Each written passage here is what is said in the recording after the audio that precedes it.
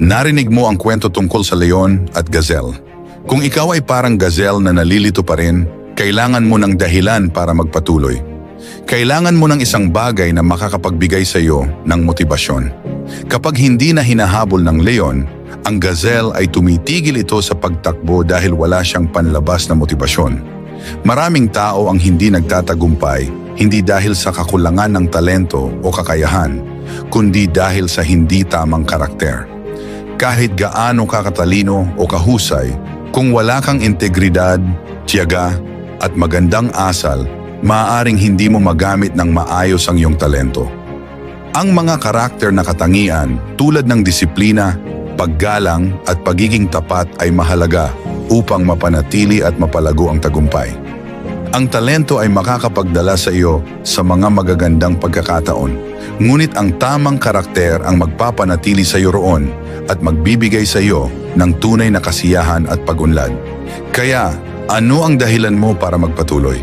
Kung hindi ka makabangon ng maaga sa umaga o kung pinipindot mo ang snooze sa alarm, baka wala kang dahilan na nagtutulak sa iyo.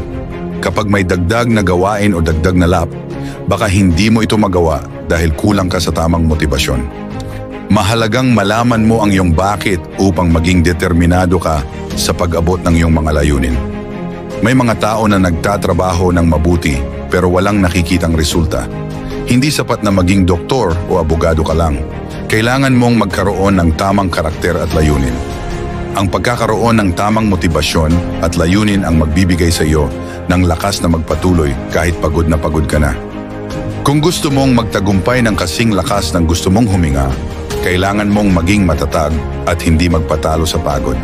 Hindi ko masabi na magiging madali ang lahat, pero kailangan mong hanapin ang motibasyon sa loob mo. Kapag natagpuan mo ang iyong bakit, hindi mo napipindutin ang snooze button. Magpasya kang kontrolin ang iyong kapalaran at huwag sumuko. Ang panahon para mangarap ay tapos na. Panahon na para kumilos at seryosohin ang iyong mga layunin. Ang mga kampyon ay nagpapatuloy kahit ubos na ang kanilang lakas. Kapag wala nang natira, doon mo mahahanap ang iyong tunay na lakas.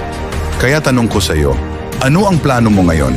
Ang mga pagkakataon ay nagbubukas kapag hindi ka sumusuko, kaya magdesisyon ka na at gawin ang lahat para makamit ang iyong mga pangarap.